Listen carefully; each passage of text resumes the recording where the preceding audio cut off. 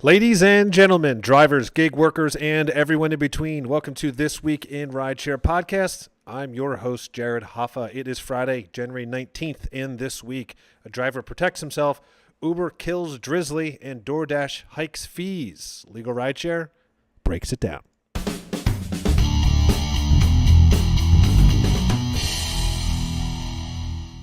And from Legal Rideshare, I'm joined by the co-founder and lead attorney, Bryant Greening. Bryant, happy Friday. Happy Friday, Jared. Pleasure to be back. Pleasure to be back for sure. And, we're also now, for the first time in a while, we're streaming to Instagram. So hopefully our Instagram followers are hearing us now. It's kind of exciting. We've also, Bryant, I haven't checked, but I do believe that we have hit 1,000 listens on our podcast. That's pretty crazy, right? That's great. I love that. I love to hear that news. I'm excited for the continued growth. Who knows? Maybe one day advertisers will pay us. What do you think? Wouldn't that be great? We'll just do this. We'll just actually stop having Legal Rideshare. We'll just do podcasts. I love it. I've always wanted to be a media personality. So here we go. Here you go. This is the start. This is it. So we're going to continue on with our three main topics of the week. The first one is a doozy. It's pretty wild. A driver defends himself and gets deactivated. Shocker.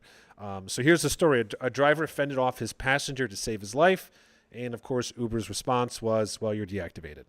This is from KSDK. They reported Keith, who was 37, said he picked up three men at North Kingshighway Boulevard and Dr. Martin Luther King Drive. He said that his passenger pointed a gun at his face and told him to get out of the car. He then said, as I started to exit, I reached down and grabbed my gun.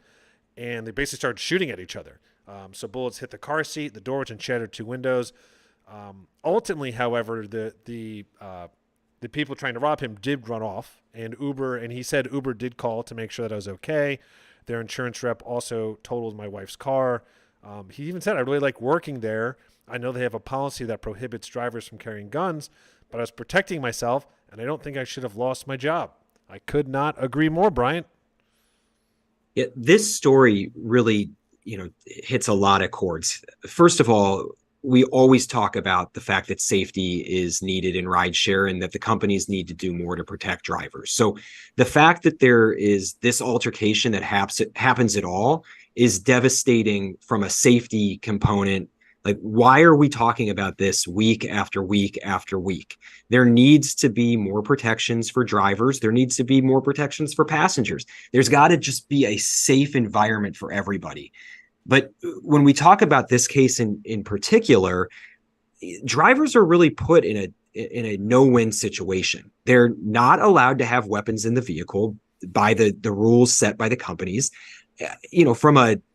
From a philosophical perspective, that sounds legitimate. It sounds great. I don't want there to be guns in the car that I enter into as a law-abiding citizen and as a law-abiding rideshare passenger. I want to feel protected and like there's not a loaded weapon right beneath my feet. I get that. But the companies aren't doing enough to keep drivers safe, so they feel that they have to take extra measures to protect themselves. And then when they do, they end up without a job. So it's just a real catch-22 here, where we want safety for everyone. We want drivers to feel safe on the road. But the companies aren't doing enough to provide that environment. So what's a driver to do? Right, exactly. And there just has to be a way to deal with this. It's like, we talk about this so many times. It's like it's a lose-lose either way. And it's like, okay, fine. If you don't want them to have the weapons to protect themselves, then they need to do a better job of, as we talked about a million times, the background checks, stopping these carjackings, helping them with funding for dash cams, which we've actually stepped up and done. So there has to be something. It's like you can't just have them always lose. It's like, okay, so he saved his life and lost his livelihood. It's tough, Brian. It's really tough. Yeah. And, of course, he'd rather have his life than his job. So he did the right thing. He made the right decision. But one thing that stands out in my mind here is, why not put a barrier between the driver and the passengers? We were working with Rideshare Safety Partition for the longest time. There's products out there that Uber and Lyft can help support to create some distance and some space and some safety between the front seat and the back seat. And maybe that's a simple fix where if you put a piece of bulletproof glass in every one of these vehicles, maybe that solves a lot of these problems. It's a deterrent. It provides a safe barrier. The driver can feel safer. The passenger can feel safer that the driver can't reach back there. There's just very simple options. And maybe it's a partition, maybe it's some sort of technology, maybe it's a increased panic button, maybe it's a combination of all of them. But until there are real fixes that Uber and Lyft help fund and help provide for everyone's safety, we're going to hear more of these stories. Yeah, totally. And what I'd be curious to know, and I'm sure we could look this up, is just like you said with the partition, I wonder how, taxis have it. Taxis have always had it. And I'm curious how the statistics are between a taxi driver and carjackings back then and carjackings now. I would believe they're a lot worse now. Taxis drivers were quite protected in those vehicles. So yeah, I would think so, and this is something that the companies need to study because it's their job to keep everybody safe, and they have the resources to do it. Totally, 100%. In very personal disappointing news, Drizly stops flowing. I love Drizly. This is from Axios. Reported, quote, Drizly was always a bit of an odd match for Uber in that it didn't hire or contract its own delivery workers. Instead, Drizly provided back-end tech that let local liquor stores provide their own deliveries. But the bigger issue, however, might have been cybersecurity. So Drizly in 2020 confirmed a hack that exposed information on around 2.5 million customers. What it didn't say, however, was that the company had been aware of this security flaw for 2 years without fixing it. So this is really interesting, Brian. First off, I'm personally sad that Drizly's gone. I was a huge proponent of Drizly. This is a weird company because, number two, like they said, the drivers were from the actual liquor stores, which I did remember. And three, there was a huge cybersecurity hack that they just let go, which means my stuff's probably stolen. Well, I do want to give you my honest and truest condolences here in the fact that Drizly, I will pour a little out for you. Yeah, pour a little out for Drizly. Yeah. Obviously there's some problems here with the cybersecurity and all sorts of legal issues that are going to come as a result of that. But in a different take on this article, it's interesting to see one of Uber's ventures when they're trying to diversify. Most of these seem to pan out. They get into grocery delivery, they get into food delivery. They were trying to get into booze delivery. Most of them seem to pan out and provide a nice marketplace for consumers. This one unfortunately didn't. So I think when I look at this article, I see it as kind of an example of all the different ways that Uber is putting its hand in different ventures, and part of what makes Uber really a successful company. This one cost them a bunch of money. I think they paid $1 billion for Drizly. That didn't work out. But just seeing how they have been able to pivot into all these different directions, I think is the difference between the success that Uber's having and the trouble that Lyft is having. So I'm interested to see if they pick up another booze delivery app, or if they figure out a different way to serve this type of audience, because I think the more they expand, the more they get into, the more successful the company is going to be, even if they have to take some hits like Drizly along the way. Yeah, and I agree, and it certainly is. They've talked about trying to be, the everything app, right? One thing that is not covered in this story, and I don't know if we're ever going to know the answer to this, but I am quite fascinated by it, is, they mention it here, and I always thought this was kind of odd, but I didn't really think much of it when I was using Drizly. So Drizly isn't, they're providing, it's not independent contractors. So Drizly, when you would get a delivery through Drizly, it was through an employee of the liquor store. Now, here's where that's interesting. Number one, Drizly seemed to be fine before Uber took it over. Two, I would imagine that the drivers, because they're not really drivers, they're basically employees, they had probably better pay and tips. And three, I do know this for a fact, things were just more expensive. So Drizly was, when I ordered something on Drizly, it was definitely more money than if I ordered something on, like, did a Postmates or Uber Eats delivery. But it almost seemed like that should have been a successful model because everyone was paid correctly. I paid more, but I'm getting a service where I don't have to leave my house, and here comes a six pack. So I don't know. Interesting though. Interesting on that. Yeah. Yeah. But, I do think there's a market for it. And we'll see where that market goes. It is not going to be Drizly. That seems to be clear enough. Right. So we'll head into the third story here. Speaking of money and fees, DoorDash hikes fees. So this is a win for drivers, which really turns into more fees for customers and businesses. New York Post adds, quote, DoorDash is raising delivery fees for Big Apple customers and restaurants alike in response to recent minimum wage hikes, driving already stratospheric prices even higher. The Post has learned a month after the city legislation forced food delivery apps to pay higher hourly wages, which is now $17.96 an hour. DoorDash told restaurants that they would be paying a higher commission rate effective Wednesday, according to a memo obtained. The memo also warns of, because of, quote, extreme minimum pay rate, customer fees will go up to help offset the increased costs. I don't know, Brian. This seems a bit dramatic. Am I wrong on this?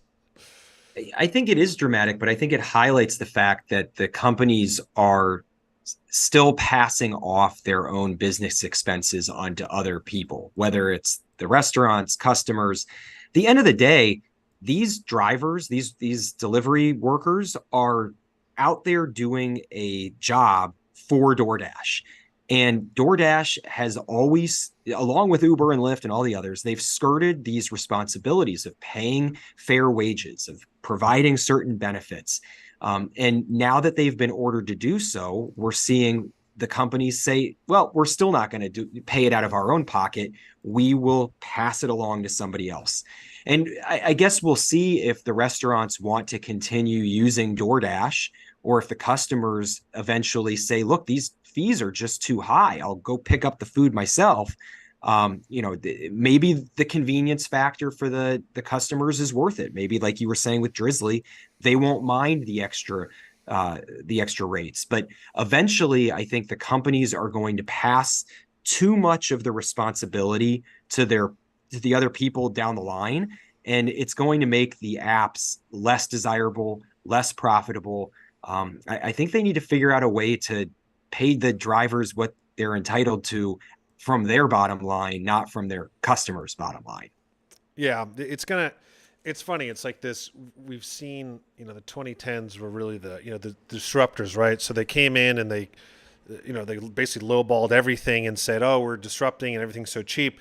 But really, the market always answers, right? So eventually it's like these prices just going up to what they would have been before they, quote unquote, disrupted the markets.